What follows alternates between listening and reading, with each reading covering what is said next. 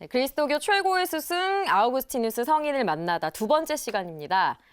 지금부터 제가 몇 가지 상황을 두서없이 얘기해 볼게요. 혹시 연상되는 게 있으면 말씀해 주세요. 허구한 날 시끄럽게 싸우기만 하는 정치가들.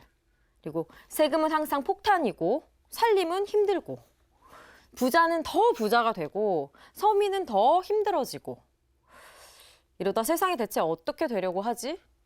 매일매일이 불안하고 또 에라 모르겠다. 나만 잘 살면 되지 뭐. 이런 생각을 시도 때도 없이 하고. 자, 떠오르시는 게 뭔가 있나요? 지금 우리나라가 겪고 있는 것 같은데요. 개인주의 같은 게 떠오릅니다. 네, 맞습니다. 진짜 그러고 보니까 지금 우리나라 상황과 별반 다를 바 없는데요.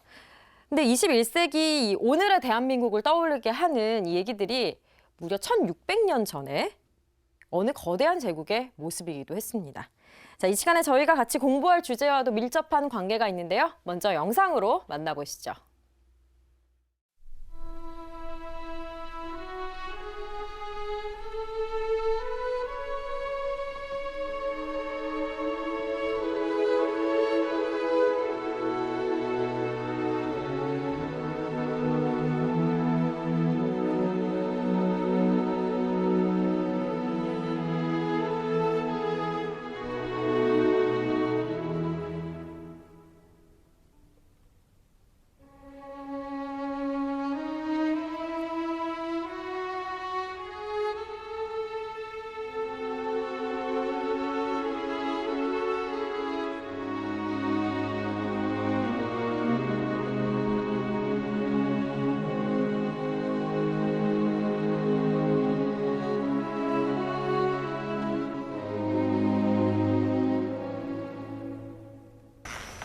Not in ourselves, in the truth.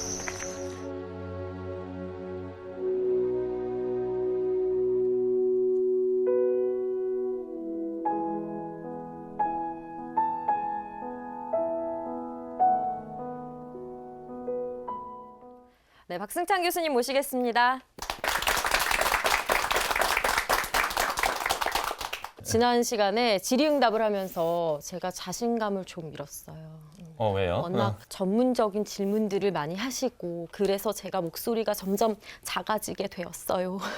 이러면 이제 완전히 부작용이 났는데 우리 어쩜 김실애 좋죠. 아나운서 같은 엘리트가 이 말에 부작용을 느끼신다면 우리 시청자 여러분들은 더 부담감을 느끼실 텐데 그거를 풀어드리기 위해서 오늘 두 번째 시간은 준비 운동을 좀 하는 시간으로 가져보도록 하겠습니다. 네, 그렇군요. 제가 여는 말에서 좀 극단적으로 얘기한 감이 없지 않은데요. 로마 말기랑 지금 우리 사회랑 뭔가 비슷해 보입니다.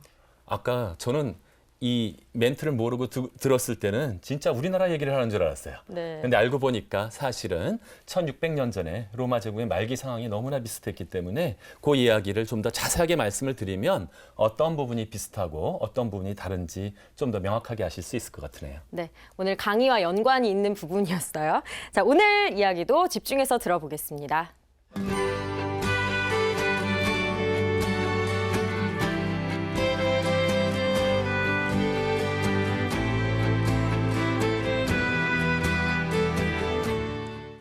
네, 지난 시간에 제가 아우구스티누스가 대단히 현대적인 감각을 가지고 있었다라고 얘기했지만 사실은 1600년 전의 상황은 지금과 많이 다른 점도 있었습니다. 그중에서 가장 큰 다른 점이라고 하는 것은 지금은 우리가 가톨릭 신자들, 개신교, 형제님들 굉장히 다양하게 그리스도교가 많이 익숙해 있지만 당시에는 그리스도교라고 하는 것은 전혀 알려져 있지 않았습니다. 당시에 주도했던 문화는 그리스 로마 문화였고요.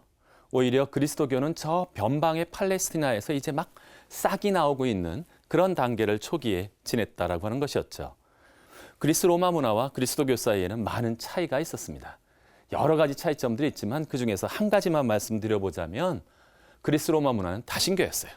여러분들 아시는 제우스 또는 주피터 또는 헤라 또는 유노 등을 비롯한 올림푸스의 12신뿐만이 아니라 곳곳에서 굉장히 많은 신들을 모시고 있었기 때문에 그러한 입장에 있는 사람들한테서는 그리스도교처럼 유일신을 믿는 그러한 입장은 쉽게 받아들이기가 힘들었던 것입니다. 또한 그리스, 로마 문화의 특징을 사로잡고 있었던 것은 그리스 철학이었어요. 그리스 철학이라는 것은 이성을 중심으로 해서 항상 모든 것들을 이야기할 수 있는 이성을 중심으로 신앙보다 더 앞서서 따지고 생각하기를 좋아했던 민족이었다라고 하는 것이었죠. 이러한 다신교 안에서 유일신관이 들어왔을 때 사람들은 맨 처음엔 도대체 이해하지 못했습니다. 다른 정복 민족들은 그들의 신을 받아들여 준다라고 한다면 너무나 기쁘게 이것을 받아들였었는데 유대 민족이나 유대 교회에서 갈라져 나온 그리스도교는 자신들의 신만이 참다운 신이라고 얘기하면서 일체의 타협을 거절하기 시작했어요. 그래가지고 이 서서히 충돌이 일어나기 시작했을 때 또 다른 점들이 있었습니다. 그리스 로마 문화에서는 종종 인간들이 아주 뛰어난 사람들이 있으면 오리온이나 헤라클레스처럼 저 신적인 위치에 올라가서 별들이 차지해서 신이 되곤 했지만 유대교와 그리스도교들은 하느님과 인간 사이에는 너무나 큰 간극이 있다고 생각했습니다.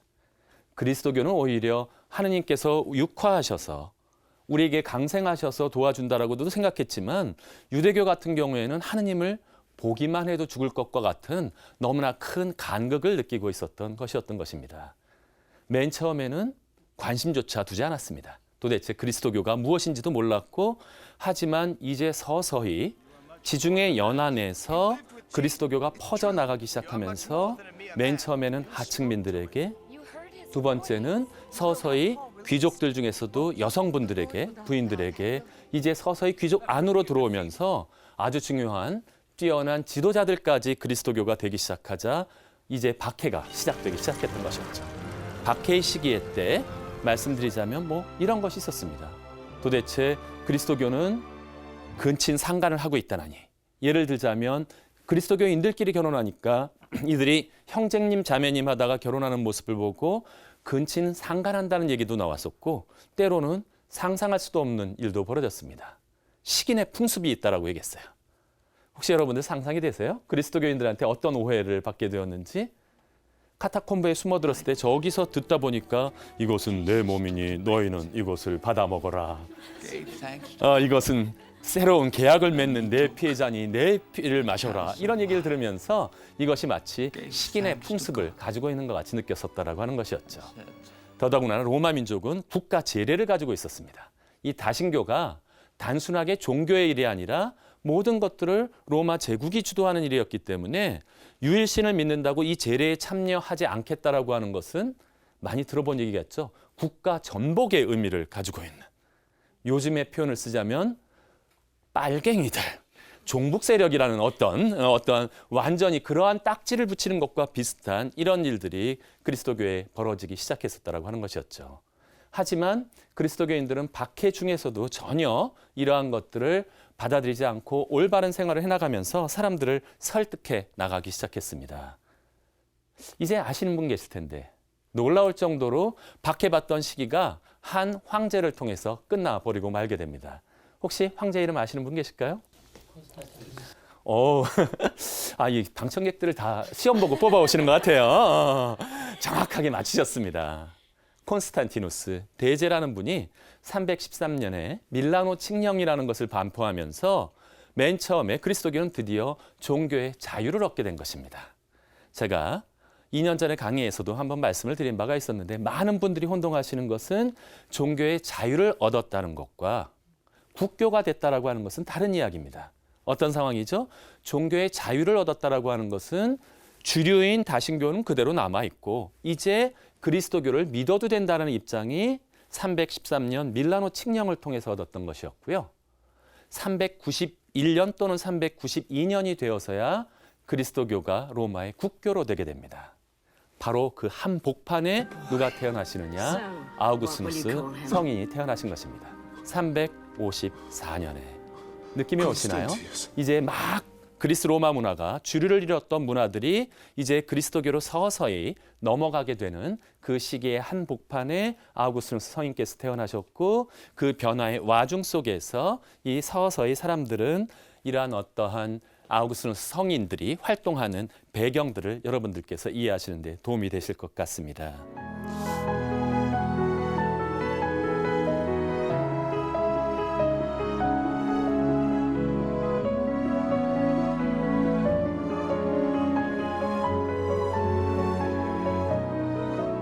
처음에는 콘스탄티누스 대제는 굉장한 기대감을 가졌습니다. 그리스도교가 거대한 로마 제국을 통일하는 데 힘을 줄 것이라고 생각했는데 그렇지가 않았어요. 그리스도교가 종교의 자유를 얻자마자 종종 그런 일이 있었다 그랬죠. 바깥에서 어려움이 있을 때는 집안의 식구들이 똘똘 뭉칩니다. 똘똘 뭉쳐서 활동하지만 그 어려움들이 없어지거나 너무나 안정되게 되는 경우에는 사람들이 종종 집안 안에서 싸움이 벌어지는 경우도 있는데 두 가지 거대한 공룡들 사이에서 싸움이 벌어졌어요. 한 학파는 아프리카 학파라는 것이었는데요. 아프리카 학파의 거장은 누구였냐면 테르툴리아누스라는 사람이었습니다. 이 사람은 뭐라고 했냐면 크레도 퀴아 압수루둠 에스트. 나는 불합리하기 때문에 믿는다.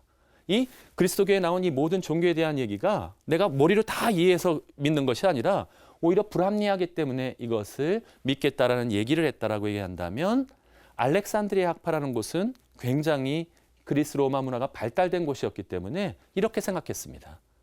아니, 이성도 하나님께서 주시고 신앙도 하나님께서 주신 것이라면 이것이 왜 충돌이 일어나야 되는가? 나는 이것을 갖다가 조화시키는 쪽으로 나아가야 되겠다라는 이 긴장감들이 계속해서 두 가지 다 나름대로 이유가 있었어요.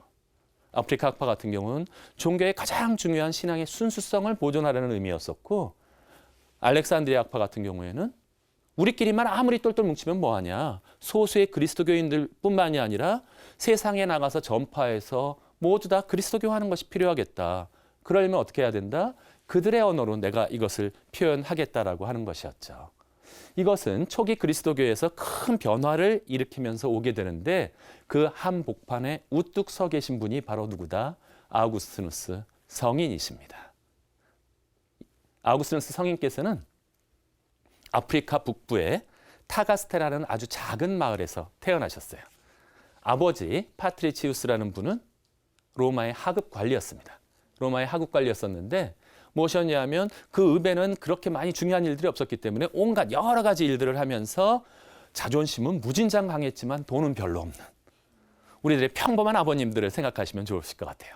자신감도 있고 로마 문화에 대한 엄청난 자신감을 가지고 계셨어요. 자신이 로마인이라는 로마 시민이라는 사실에 대해서 자부심을 느끼고 있었고 하지만 어떠한 것들에 대해서 아주 구체적인 것만 좋아했기 때문에 종교 이런 것은 여자들이나 다니는 일이지 나는 그런 것들은 별로 믿지 않아 라면서 꽤나 이성적으로 따지기를 좋아하는 분이었죠.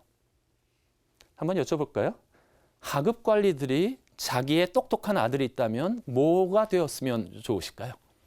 뭐를 바랄까요? 상급관리예요. 상급관리. 하급관리여서 맨날 구박받고 뭐 이런 거 다 보면 어떻게 생각하느냐? 나도 내 아들만큼은 저 상급관리가 되어서 모든 사람들을 호령하면서 잘 되었으면 좋겠다. 이 아버지 파트리치우스는 똑똑한 첫아들 아우구스티누스가 태어났을 때 상급관리가 되기를 원하셨던 것이죠. 세속적인 명예와 그 다음에 부를 갖다가 한 손에 잡기를 원하면서 아우구스티누스를 부추기고 있었고요.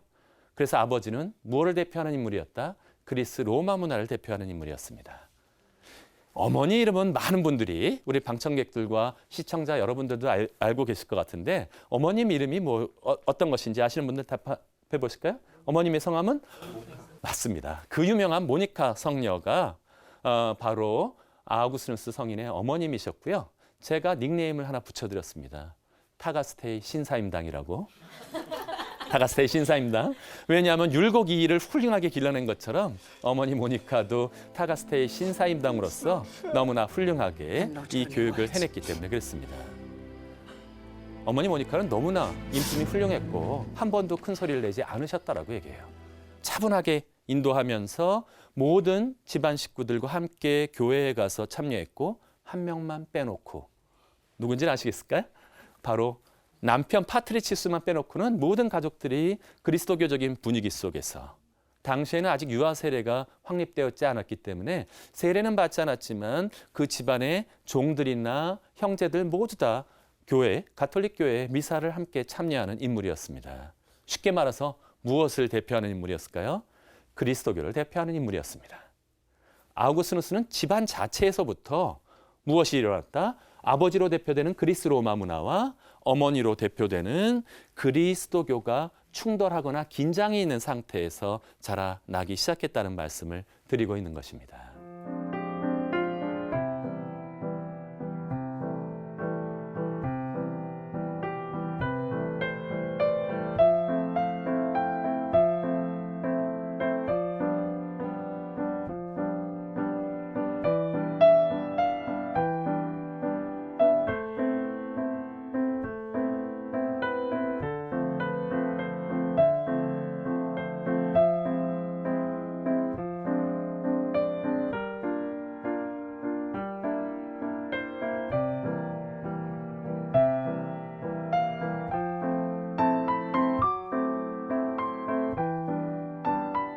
맨 처음에 로마 제국이 시작할 때는 진짜 보잘것없었어요.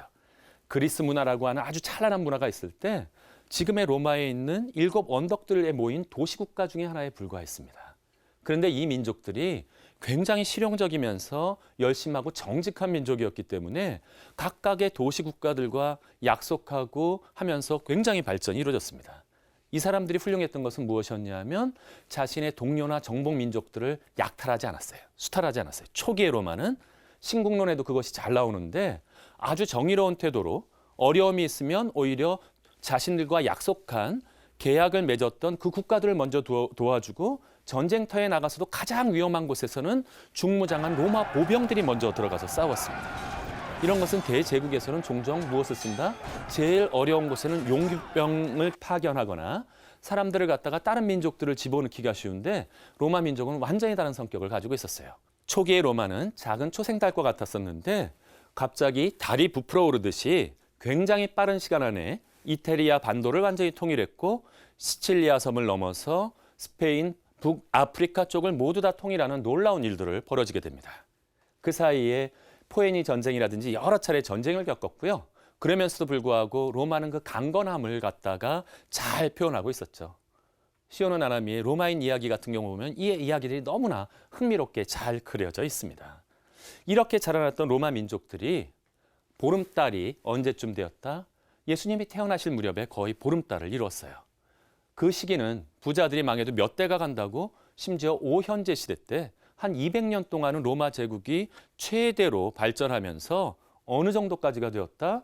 지금의 이집트, 터키, 북유럽에 이르기까지 심지어는 영국까지 다 점령하면서 한 번도 그 이전까지는 알렉산더 대왕 이후 한 번도 이루어지지 못했던 서유럽의 통일을 이루는 일까지 벌어졌던 것입니다. 그런데 그 강건하고 검소했던 로마 민족들이 서서히 바람이 들어오기 시작했습니다. 우리나라 같은 경우 좀 신기한 것이 있다 그랬었죠. 무엇이냐면 꼭 뛰어난 집안에는 집안에 저주가 내리는 것 같아요. 무슨 저주가 내리냐면 그 집 아들들이 군대를 못 갑니다.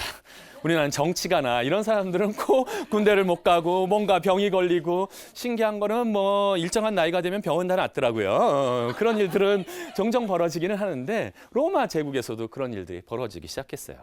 과거에 같으면 가장 용감하게 전투의 대열의 한가운데서 싸웠던 로마인들이 이제 자신의 아들들을 군대에 안 보이는 방법을 찾기 시작합니다. 무엇이었어요? 한 명의 귀족이 안 가려면 몇 명의 용병들을 사서 대신 집어넣으면 군대를 면제해 주는 것들을 누가 만들어냈다? 귀족들이 자신들의 법을 만들어내게 됩니다. 서민들이 빈부격차가 커졌을 때 그라쿠스 형제 같은 사람들이 새로운 법을 개혁하려 했을 때 번번이 귀족들의 힘에 밀려서 실패하고 말게 됩니다. 나중에는 어떻게 되었느냐? 이제는 용병들이 대부분의 로마 제국들을 지키게 되었어요. 근데 용병으로 쓰기가 가장 좋은 민족이 하나 있었습니다. 자신들의 형제가 죽으면 무조건 달려와서 복수해내야 된다라고 호전적인 민족 맞습니다. 게르만 민족이 곧 로마 제국의 용병으로 들어와서 전체를 지키게 되었었다라고 하는 것이죠. 한번 상상해 보시겠어요? 그 거대한 제국, 그 뛰어난 제국이 이제 외국인들이 모두 다 변방을 지키고 있는 그러한 상황이 되었던 것이죠. 가장 뛰어난 로마 민족들은 어디만 지키고 있었어요? 중심부의 모든 길은 로마로 통하니까 그 가장 혈맥이 통하는, 혈이 통하는 자리들만 로마 군인들이 지키고 주변은 모두 다 용병들이 지키는 그런 상태까지 벌어지게 되었던 것입니다. 이제 서서히 그러면서 사치스러운 일들이 벌어지게 됩니다. 로마나 아니면 로마 유적은 뭐 유럽 전체에 흩어져 있습니다.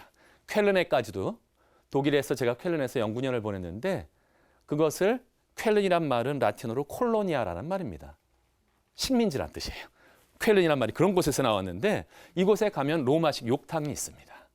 곳곳에 터키 어느 곳에 가더라도 터키의 히에라폴리스 같은 도시 가면 완전히 로마식으로 되어 있는 원형 극장 모든 것들이 있습니다. 그곳에 꼭 있는 것이 있죠. 목욕탕입니다. 아마도 목욕탕 문화를 가장 발달시킨 것은 로마 민족과 우리 민족 찜질방 문화.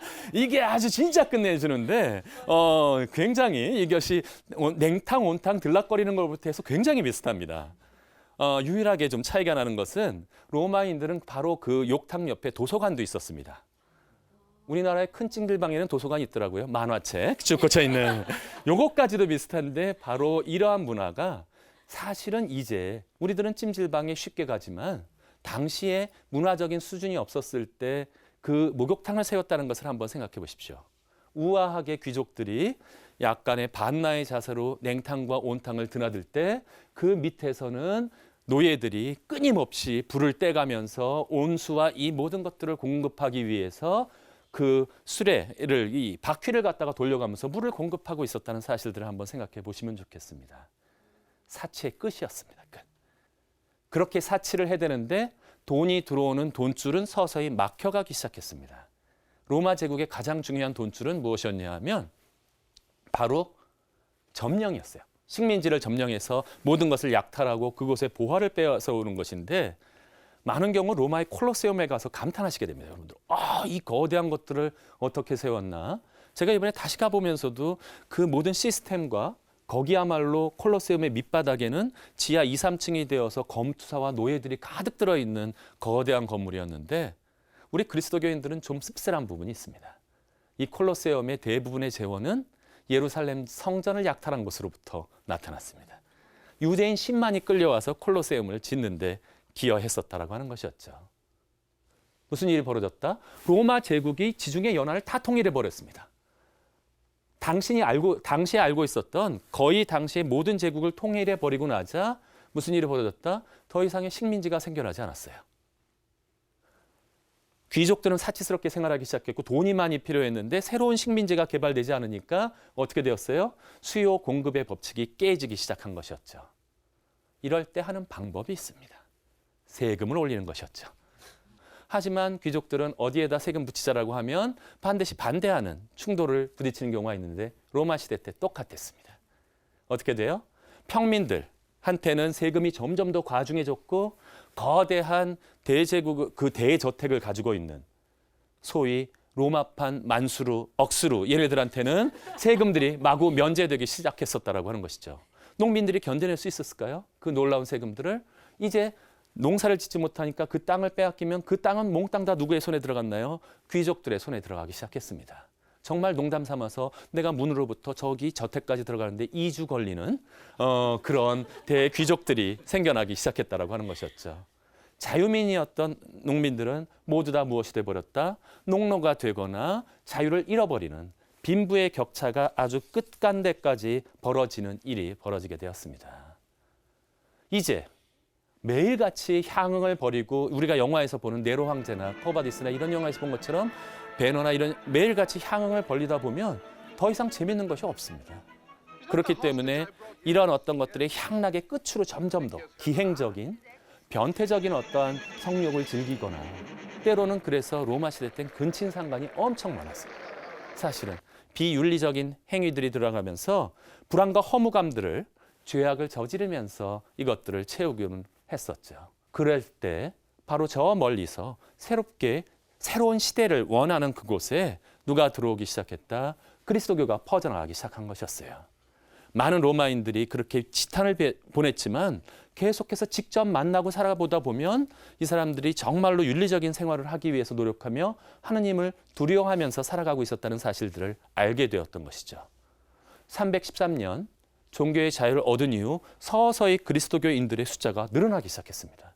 이제는 교회를 짓고 선포도 할 수 있었고 그런 과정 속에서 아주 중요한 변화가 일어나면서 이 모든 것들이 이제 그리스도교가 로마 제국의 새로운 희망으로 들어올 수 있는 그것을 보았던 것이었죠. 그것을 간파한 사람이 누구였다? 콘스탄티누스 대제였던 것입니다. 그래서 그리스도교를 자신의 싸움의 밀비우스 전투에서 크리스토스라고 하는 그 라바룸이라고 하는 그 모습을 보고 이기게 되었었고요. 어머니 헬레나가 워낙 그리스도교인이었기 때문에 강력하게 그리스도교를 밀어주기 시작합니다. 여러 가지 대성전을 짓고 이러한 과정 속에서 이제 서서히 그리스도교가 안에서 쑥쑥 자라나기 시작했고요. 그 한복판에서 아우구스누스도 서서히 이것을 자라나기 시작했습니다.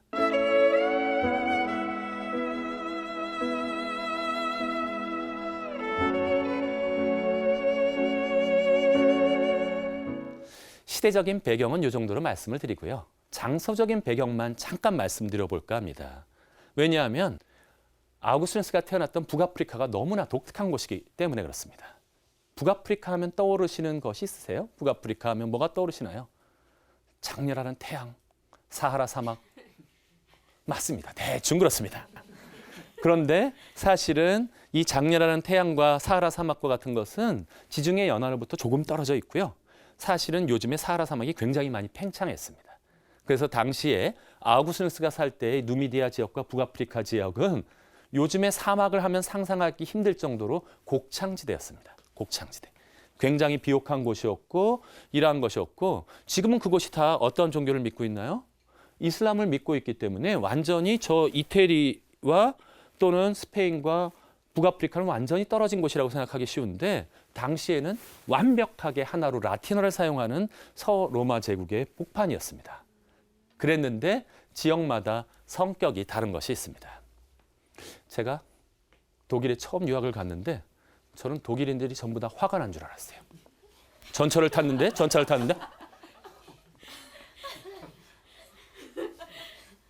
그래가지고 나는 이 사람들이 왜 화가 났나 해서 가서 말을 걸어보면 굉장히 친절하게 가르쳐 주는데 워낙 그렇습니다. 성격이래요. 그랬는데 알프스산을 이렇게 넘어오다 보면 이태리 정도 들어오기 시작하면 말이 많아지기 시작합니다. 먼저 이러면서 막 이렇게 굉장히 다혈질이 되는데 그 다혈질의 끝이 어디 있었다? 북아프리카라고 생각하시면 됩니다. 햇빛도 제가 연구한 결과에 의하면 이건 그냥 제가 연구한 겁니다. 제 개인 생각인데 햇빛 일조량과 관련이 있는 것 같아요. 북쪽으로 갈수록 과묵하고 이런 것들이 있고 남쪽으로 내려갈수록 다혈질이 되는데 그 햇빛의 끝이 어디 있었다? 북아프리카였다. 실제로 많은 순교자들이 여기서 났습니다. 북아프리카 지역에서 정말로 많은 순교자들이 나왔고 열정적인 신앙의 순수성을 보존했던 그 학파 이름이 왜 아프리카 학파다? 이거는 콩고나 타잔 생각하시면 안 됩니다. 여기서 말하는 아프리카는 바로 북아프리카를 의미했다. 그 한복판에서 누가 태어났다? 아우구스누스가 태어난 것입니다. 그 열정적인 것들. 그리고 여기에는 그리스 문화권과 베르베르인이라고 얘기하는 토착민들이 있었습니다. 학자들의 연구에 의하면 모니카라는 이름은 정식 로마인들이 즐겨 썼던 이름은 아니라고 얘기해요. 베르베르인이라고 얘기하는 이 사람들의 특성, 열정적이고 조금은 탈원적인 어떤 부분도 있고 종교심이 무진장 강한 민족들의 피가 누구에게 어머니를 통해서 들어왔다? 어머니 모니카 아우구스누스에게 들어와 있었던 것입니다. 베르베르인들의 특징 중에 하나는 뭐냐면 꿈을 굉장히 중요시 여겼습니다. 어머니 모니카도 여러 차례 고백록에서 꿈꾸는 이야기들이 나오는데 이 굉장히 황홀 도취성도 있고 종교에 대한 열정이 무진장 강했던 그러한 어떠한 피가 누구에게 흐르고 있었다? 아우구스누스에게 흐르고 있었다. 또 한 가지는 아까 곡창지대라고 얘기했잖아요. 굉장히 부유했어요. 때로는 이 북아프리카의 사람들은 아우구스누스의 집안은 그렇게 부유하지 않았지만 대저택을 가진 부유한 사람들이 아주 햇빛 좋은 북아프리카에 와서 해변에 많이 살고 있었기 때문에 부유했을 뿐만이 아니라 문화적으로도 뛰어난 문학가들이 많이 나온 것이었습니다. 그러면 뭐 합니까? 아프리카 사투리가 있는데. 가끔가다 우리 연예인들이 자기 사투리를 자연스럽게 쓰면 괜찮은데 내가 표준말이라고 쓰는 거예요. 이러면 굉장히 어색해지는 경우가 있습니다. 사실은 그런 것처럼 이 아프리카 억양을 쓴다는 이유만으로 로마 제국의 엘리트들은 그들을 무시했습니다. 하지만 이 아프리카 민족들은 굉장히 강한 자의식을 가지고 있었고요. 내가 어떤 면에서 너희들보다도 오히려 문화적으로 뛰어나다는 자의식을 가지고 있는 이 똘똘 뭉쳤던 그 분위기 속에서 자의식의 아주 덩어리 자체인 한 아이가 자라나고 있었으니 그 사람이 이제는 아시겠죠? 누구예요? 아우구스누스였다. 이 정도만 말씀드리면 제가 나머지 강의를 쭉 해나갈 때 아우구스누스가 좀 기가 막히게 이상한 행동을 하거나 이상한 말을 하더라도 여러분들이 충분히 이해해 주실 수 있을 것 같습니다.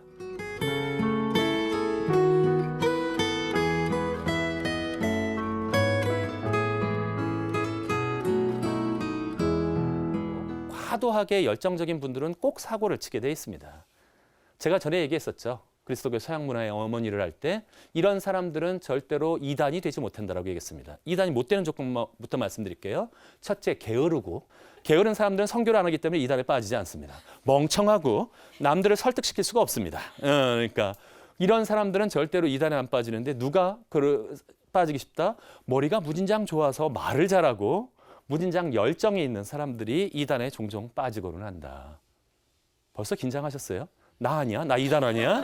이런 분들이 계신데 걱정하지 마신 것은 마지막 조건이 있습니다. 배타적인 것. 나만이 옳다라고 하는 이 주장들을 펼치는 사람이 어디서 가장 많이 나왔다? 북아프리카에서 많이 나오게 되었다. 그렇기 때문에 이곳에서는 도나투스파라는 것 나중에 말씀드릴 텐데 하지만 더 유명한 이단이 이쪽에서 먼저 아주 유행했습니다. 마니교라고 하는 이단이 이곳에서 굉장히 유행을 했었기 때문에 이 마니교와 같이 선과 악을 구분하면서 아주 뚜렷하고 분명하게 드러나는 것을 좋아했던 아프리카의 민족들은 그리스도교와 함께 마니교를 굉장히 많이 믿는 분위기였다. 거의 비슷한 숫자가 많이 퍼져나가고 있었고요. 그리스도교 안에서도 도나투스파라는 것과 정통 가톨릭이 비슷한 숫자로 나누어 있었기 때문에 종교들의 종합 백화점 또는 종합 전시장과 같은 일이 어디서 벌어졌다? 북아프리카에서 벌어졌다. 네, 이 정도로 말씀을 드리고 다음에 계속해서 구체적인 주제로 다음 시간부터 들어가 보도록 하겠습니다. 네, 감사합니다.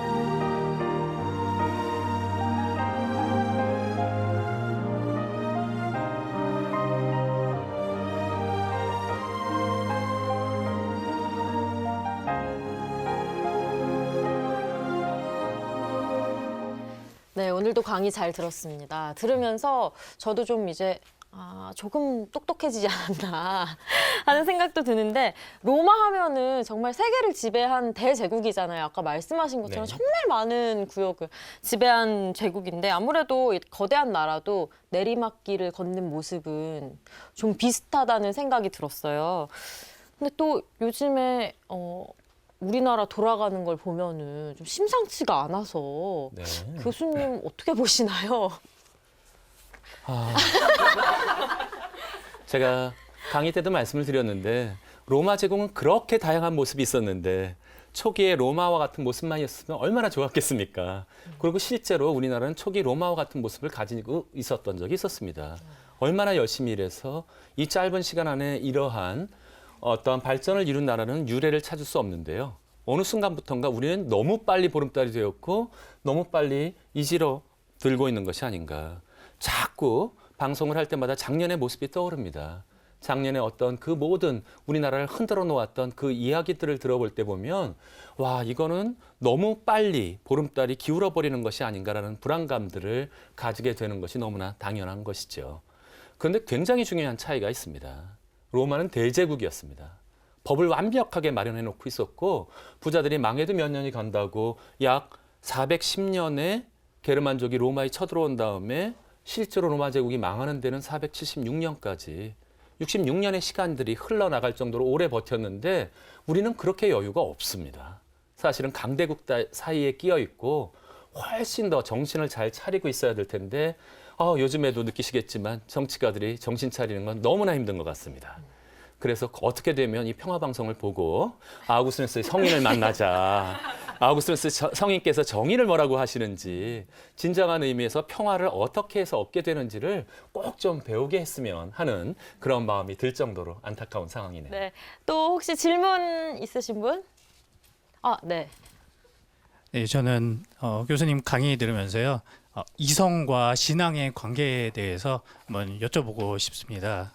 왜냐하면 철학과 이성 그리고 신학과 신앙이라는 제가 생각하기엔 굉장히 서로 다른 두 영역인데요.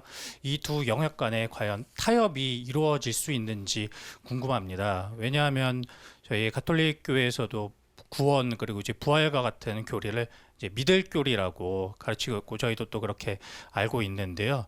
사실 그렇다면 그냥 교회에서 가르치는 대로 이제 종교는 종교대로 믿으면 되지 왜 굳이 어렵게 이성과 철학을 통한 이런 신학적 해석의 시도가 필요할지 여쭤보고 싶습니다. 오늘도 역시 좀 전문적인 네. 질문이 나오네요. 진짜 한번 조사를 해봐야 되겠습니다. 이 방청객들을 무슨 기준에 의해서 선발해서 오시는지 모르겠는데 정말로 굉장히 전문적이고 핵심을 꿰뚫는 질문이 나왔습니다. 그럼 무슨 뜻이다? 답하기가 굉장히 어렵다는 뜻입니다. 다시 한번 돌아가 볼까 합니다. 강의로. 테르툴리아누스라는 분이 뭐라고 얘기했냐면 나는 불합리하기 때문에 믿는다. 신앙만이 최고다라고 얘기를 하셨는데 사실은 아주 아이러니한 것이 있습니다.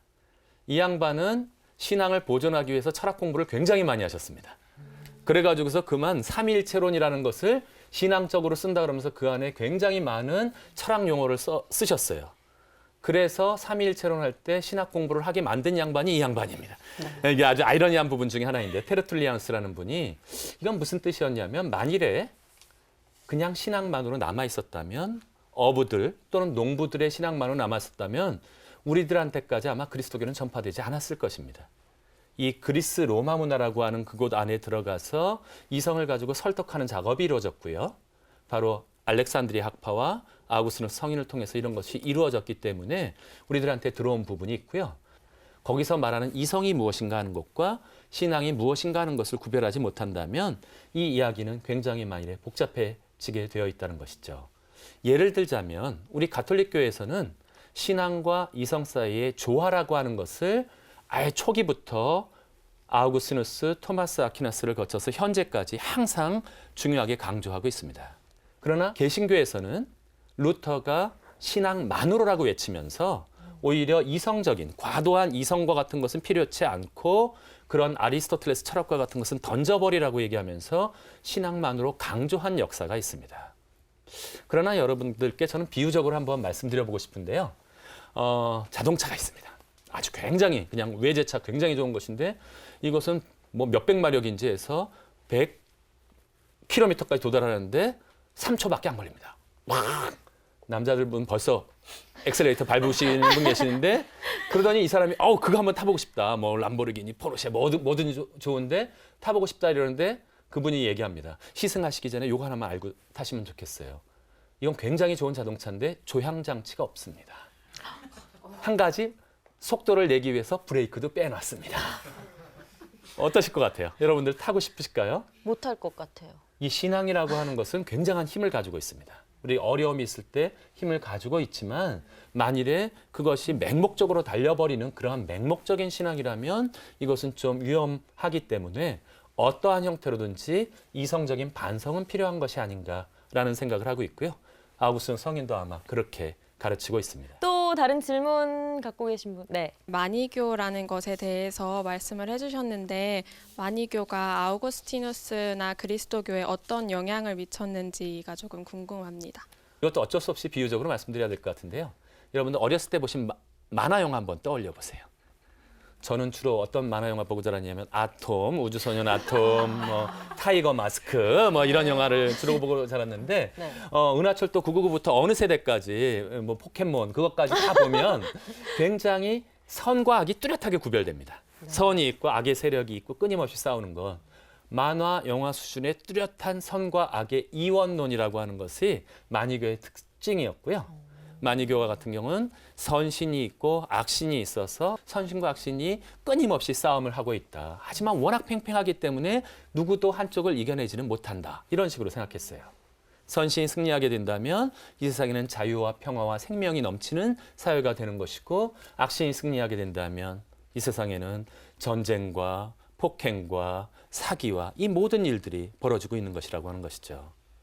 갑자기 우리나라는 무슨 신이 지배하나라는 의문이 들지만 요거는 남겨놓도록 하겠고요. 각자의 질문에 넘겨놓도록 하겠지만 얼핏 바라보게 되면 이런 질문은 우리 그리스도교에서도 비슷한 이야기들이 나타나지 않나라고 오해하실 수도 있을 것 같아요. 아구스티누스의 유명한 책에 신국론이라는 책이 있는데 나중에 자세히 설명드리겠지만 땅의 나라, 신의 나라 이런 이야기도 나오고 그러는데 그것도 비슷한 것 아닌가. 하지만 중요한 차이점이 있습니다. 악마는 절대적인 절대자인 신이 아닙니다. 그리스도교에서는 한 분, 이분만이 전지전능하시고 전선하다라고 하는 이야기가 있고요. 나머지 것들은 기껏해야 그 밑에 천사들급의 무리 중에서 반대를 하고 있는 자. 하느님의 절대성은 위협받지 않는다는 것이 좀 근본적으로 차이가 나기 때문에 이 마니교에 대한 얘기는 이 정도로 말씀을 드리고 제가 강의를 하면서 필요할 때마다 아우구스티누스의 곳곳에서 마니교에 대한 도전이 들어오게 되고 도전을 아우구스티누스가 막아내면서 자신의 사상을 펼쳐나가게 되니까 궁금하시더라도 조금만 참아주시면 제가 나중에 상세하게 설명을 드리도록 하겠습니다. 네, 이 마니교에 대한 부분은 절대 다음에 또 강의 중에 톡 튀어나와도 잊어버릴 것 같지가 않아요. 딱 만화 얘기를 해주셔가지고. 세일러문. 네, 정의 이름으로 날! 기억해 주시면 아주 좋을 것 같네요. 이런 게 딱 나오니까 기억에 확 남을 것 같습니다. 또 질문 있으세요? 네. 예. 예, 오늘 선생님 강의하셨던 내용 잘 들었습니다.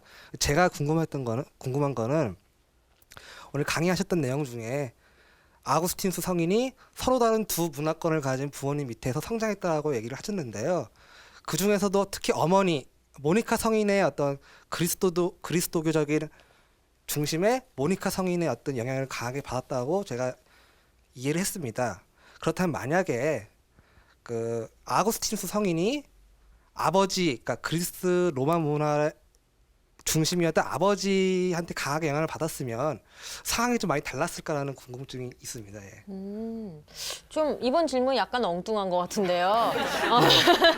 네, 아버지의 영향을 많이 받았다면 또 비슷해지지 않았을까요? 저 살짝 소름 끼쳤습니다. 네. 내가 아우구스티누스 강의를 그렇게 많이 냈는데 이런 질문은 처음 받아봤어요. 요거 아주 재밌네요. 주로 모니카의 영향은 잘 알려져 있는데 아버지의 영향을 받았다면 이거 어떻게 되었을까? 아주 기발하면서도 재미있는 질문인데 잠깐 생각해보고 나서 말씀을 드려보도록 하지요. 신기한 것이 있어요. 확실하게 고백록을 보면 어머니 모니카에 대해서는 굉장히 애착을 가지고 얘기하고 있는데 아우구스티누스 성인이 아버님과는 그렇게 친하지 않았습니다. 아주 짧게 나오는 곳에서도 몇 번 나오지도 않을 뿐만 아니라 나오는 곳마다 뭐 이런 식이에요, 주로. 우리 아버지는 나의 육체에 대해서 성장한 것에 대해서 관심은 보였지만 어떤 것에 대해서 하지 못했다. 세속적인 명예와 이러한 부에 대한 욕심만을 나한테 불어일으켰지 별로 하지 못했다. 심지어 아버님은 나중에 굉장히 섭섭하셨을 것 같은데 다행히 돌아가시기 전에는 어머님의 모니카의 영향으로 대세는 받으셨는데 아버님이 돌아가신 것에 대해서 아주 간단하게 취급해버립니다. 친구가 죽었을 때는 한 2페이지가 넘게 친구의 죽음에 대해서 애통했던 아우구스티누스가 이 아버님의 죽음에 대해서는 그다지 그렇게 심하게 애통해하는 것이 없고 어머니 모니카가 돌아가셨을 때는 고백록의 9장에 다 그 얘기로 가득 담겨 있습니다.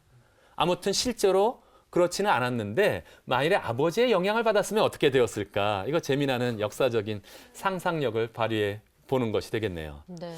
그런데 아마도 아우구스티누스도 아버지의 영향을 완전히 받지 않은 것은 아니었습니다. 초기에 방황할 때는 사실은 아버지의 영향을 명예욕과 그 욕심과 무언가를 추구하는 힘 이런 것들은 아버지로부터 다 받았던 것 같습니다. 육체적인 정욕에 대해서 매달리는 이런 것들 모습도 아버지와 굉장히 유사한 점이 있었고요. 그리스 로마 문화 중심을 가지고 그리스도교를 받아들였다면 아마도 이런 모습이 되지 않았을까. 사실 초기 그리스도교 이단 중에 영지주의라는 것이 있었습니다. 영지주의 또는 마르치오니단이라는 것이 있었는데 자신의 이성적인 중심을 두고 이성을 넘어서는 건 다 파버리는 것입니다. 구약과 신약을 다 부정해버리는 입장으로 나타나지 않았을까.